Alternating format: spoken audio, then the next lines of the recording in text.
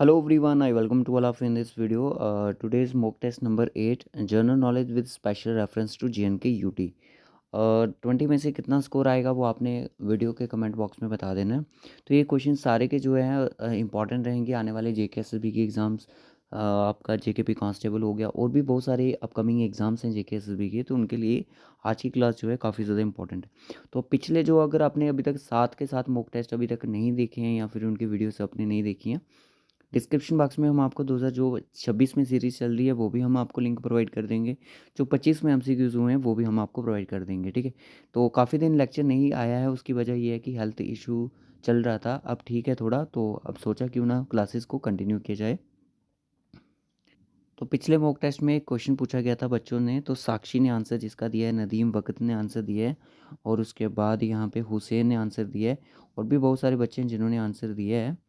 फ़िलहाल बस यही बच्चे हैं जिन्होंने आंसर दिए हैं, तो आप भी अपना आंसर दे सकते हो। जब भी आपको कोई क्वेश्चन दिया जाएगा तो नेक्स्ट वीडियो में हम आपका भी नाम ज़रूर अनाउंस करेंगे। तो आज के टेस्ट का जो पहला क्वेश्चन है वो आपकी स्क्रीन पर है कि the average annual rainfall in Kashmir valley is mainly received during. देखो सबसे ज़्यादा जो रेनफॉल है, देखो आपका एक टॉपिक होगा क्लाइमेट और वेदर का, उसमें से क्वेश्चन है कि एवरेज एनुअल जो रेनफॉल कश्मीर वैली में होती है, सबसे ज़्यादा जो बारिश जो है कश्मीर वैली में होती है वो आपकी किस टाइम पे होती है? मानसून सीज़न में होती है, विंटर सीज़न में, स्प्रिंग सीज़न में या फिर ऑटम सीज़न में? तो आंसर क्या हो जाएगा इसका? विंटर सीज़न में बारिश होती है। क्यों? क्योंकि जब वेस्टर्न डिस्टर्बेंस होती है उसकी वजह से यहाँ पे सबसे ज़्यादा जो कश्मीर में रेनफॉल होती है, तो उसके साथ साथ यहाँ पे आपको स्नोफॉल भी देखने को मिलती है।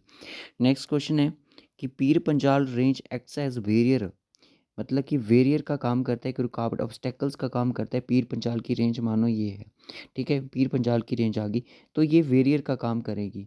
किस चीज़ का वेरियर का मतलब कि रोकेगी, किस चीज़ को रोकेगी? वेस्टर्न डिस्टर्बेंस को रोकेगी। साउथ वेस्ट मानसून जो कि कश्मीर पहुंचने में डायरेक्टली नहीं पहुंच पाते, क्या उसका रीज़न पीर पंजाल है? Cold winds from central Asia से रिट्रीटिंग मानसून पीरियड। तो बताइए क्या आंसर होगा यहाँ पे सही आंसर? तो देखो यहाँ पे यह सही आंसर क्या है कि जब साउथ वेस्ट मानसून आपके आते हैं तो साउथ वेस्ट मानसून कश्मीर में नहीं पहुँच पाते हैं डायरेक्टली, यही इस चीज़ का क्या है, रीज़न है। तो ये साउथ वेस्ट मानसून को क्या करती है, कश्मीर में पहुँचने के लिए वैरियर का काम करती है कि ये कश्मीर में नहीं, तो यहाँ पे क्या हो जाती है, बारिश यहीं पे हो जाती है ख़त्म। मतलब कि पीर पंजाल की रेंज में ये बारिश नहीं आती। तो Ladakh is often called as the cold desert. Cold desert क्यों कोल्ड डेजर्ट बोला जाता है लद्दाख को? It has high rainfall area नहीं, इस यहाँ पे रेनफॉल बहुत ज़्यादा कम होती है। टेम्परेचर टेम्परेचर भी हाई नहीं है यहाँ का। इट हैज़ लो प्रेसिपिटेशन, यानी मतलब बारिश जो है लो, यहाँ पे क्या होता है, लो रेनफॉल है और यहाँ पे स्नो जो है वो ज़्यादा पड़ती है, ठीक है। तो एक्सट्रीम कोल्ड, ठंड ज़्यादा होती है और आपको पता है यहाँ पे सिर्फ 4 महीने का क्या होता है, समर सीज़न होते हैं। समर सिर्फ 4 सीज़न मंथ की होती है। हार्वेस्ट ऑफ सेफ्रन, सेफ्रन की हार्वेस्टिंग आपको किस सीज़न में देखने को मिलेगी? अब ये जो जितने भी सीज़न मेंशन है ये सारे के सारे लोकल लैंग्वेज के सीज़न है, लोकल लैंग्वेज। वन जो होती है ये कब होती है? खरूद ऑटम का सीज़न आ गया, ग्रीष्म गर्मी का, सोंत स्प्रिंग आ गया। तो वन जो है ये विंटर सीज़न आ गया आपका, ठीक है ना, विंटर। तो अब मुझे एक चीज़ बताओ क्या आएगा इसका आंसर? देखो ये जो सैफरन की हार्वेस्टिंग जो है यहाँ पे ऑटम में मानी जाती है और ऑटम को ये किस नाम से जानते हैं? खरूद के नाम से जानते हैं। तो आंसर क्या हो जाएगा? खरूद हो जाएगा। The constitution of JNK came into force, लागू कब किया गया जम्मू कश्मीर में कॉन्स्टिट्यूशन? तो 26 जनवरी 1957, ठीक है। और कॉन्स्टिट्यूशन असेंबली ने कब अडॉप्ट किया था इसको? 17 नवंबर 1956 को, ठीक है। स्पेशल स्टेटस जो जेएनके का था 370, हुआ क्योंकि ये चीज़ क्यों पढ़ रहे हैं हम? देखो आपको जेएनके की हिस्ट्री पढ़नी है, जेएनके की हिस्ट्री पढ़नी है। आप एक हिस्ट्री सर्च करना, history of J and K after 1947 by JK practice करके, ठीक है। तो आपको जो भी 1947 के बाद की चीज़ें हैं वो सारी क्लियर हो जाएंगी उस क्लासेस में। अभी तक 2 ही क्लासेस हैं, एक क्लास जो है अभी पेंडिंग है वो जल्दी आ जाएगी। तो 5 अगस्त 2019 को ये डिसीजन लिया गया, बिल जो था वो राज्यसभा में पेश किया गया। Instrument session of Jammu Kashmir was signed on. Instrument session वाला ही क्वेश्चन आपने देखा होगा जेके एसएसबी के एग्जाम में, बड़ी बार एग्जाम में ये पूछा जाता है। तो क्या आंसर होना चाहिए इसका? 27 अक्टूबर या कि 26 अक्टूबर? सो आंसर विल बी 26 अक्टूबर 1947। और इसको हम, इस दिन को हम जेएनके में असेशन डे के नाम से भी जानते हैं, असेशन डे, ठीक है, असेशन डे के नाम से जानते हैं। फर्स्ट डेमोक्रेटिक इलेक्शन जेएनके में कब हुई? इसका आंसर सभी बच्चे कमेंट बॉक्स में बताएंगे। जो बताएगा वो नेक्स्ट वीडियो में अपना नाम वहाँ पे आपको अनाउंस कर देंगे। सीज़ फायर जो बिटवीन था इंडिया और पाकिस्तान को लेके था 1947 की जो फर्स्ट कश्मीर वार हुई थी उसको लेके। पाकिस्तान ये चाहता था कि कश्मीर उनके अंडर हो जाए, तभी तो वो थोड़ा सा पोर्शन जो है जिसको पीओके के नाम से जानते हैं वो किसके पास है? पाकिस्तान के पास है। ठीक है, तो ये कब हुआ? 1 जनवरी 1949 को। आपको पता है कि थोड़ा टाइम लगा था इस चीज़ को होने में। यूएनओ ने काउंसिल की जिसमें रिजोल्यूशन लिया गया कि सीज़ फायर लाइन ड्रॉ की जाए इनके बीच में, जिसको हम एलओसी के नाम से जानते हैं। The state Jammu and Kashmir granted the special status under article 370 in the year. कब ये 370 जेएनके में लाया गया? 1949। इसकी डेट याद रखिएगा, एग्जाम में पूछ ली गई है। स्पेशल स्टेट ये हो गया 5 अगस्त 2019 इसका answer. Founder of Dogra rule in JNK. JNK में डोगरा रूल के फाउंडर कौन है? डोगरा रूल जो है उसके फाउंडर कौन है? उसके फाउंडर है महाराजा गुलाब सिंह। और आपको एक चीज़ पता है, जो खीर भवानी टेम्पल है ना, तो उसको मैनेज कौन करता है? खीर भवानी टेम्पल गांधरबल में है, देवी रगनिया देवी के नाम पे खीर भवानी टेम्पल। उसको मैनेज्ड अगर आपसे पूछेगा मैनेज्ड कौन करता है? मैनेज्ड बाय धर्मार्थ ट्रस्ट। धर्मार्थ ट्रस्ट। और धर्मार्थ ट्रस्ट के फाउंडर कौन है?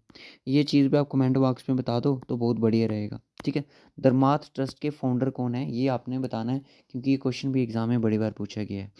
Who was the first women chief minister of JNK? ये क्वेश्चन ना बहुत ज़्यादा रिलेट करें जेकेपी कांस्टेबल के लिए। ठीक है, क्योंकि वहाँ पे पर्सनैलिटीज़ पढ़नी है, इंपॉर्टेंट डेट्स भी पढ़नी है।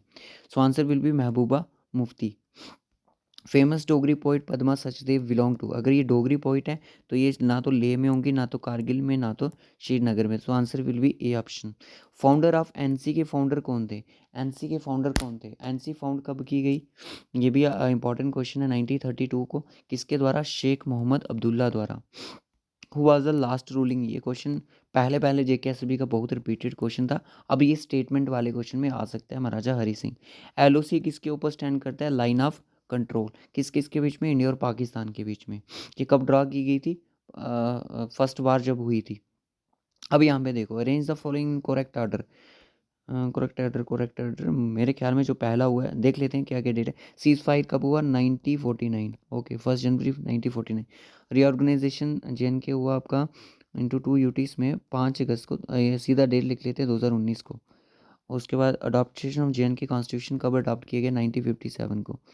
ठीक है, साइनिंग इंस्ट्रूमेंट है सेशन 1947 को। तो सबसे पहले आपका फोर्थ वाला, फिर उसके बाद फर्स्ट वाला, फिर उसके बाद थर्ड वाला, फिर उसके बाद सेकंड वाला। तो 4132 हमारी सीक्वेंस होनी चाहिए। 4132 ऑप्शन ए इज़ द सही आंसर। तो डेट्स आपको याद रखनी है। Arrange the following local seasons of Kashmir in chronological order. इनको क्रोनोलॉजिकल ऑर्डर में शुरू करो। अब जैसे इन्होंने दिया ना स्टार्टिंग फ्रॉम स्प्रिंग से। स्प्रिंग को बोलते हैं सोंत। क्या बोलते हैं? स्प्रिंग को सोंत बोलते हैं।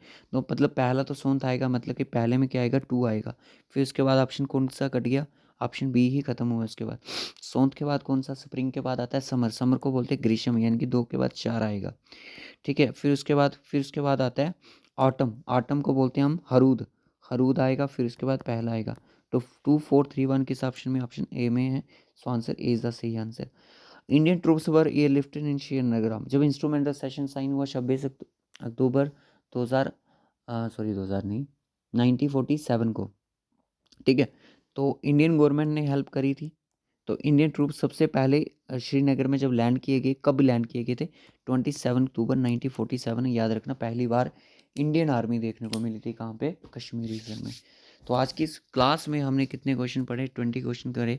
तो आपके कितने सही? देखो क्वेश्चन का लेवल ना बहुत ज़्यादा ईजी था।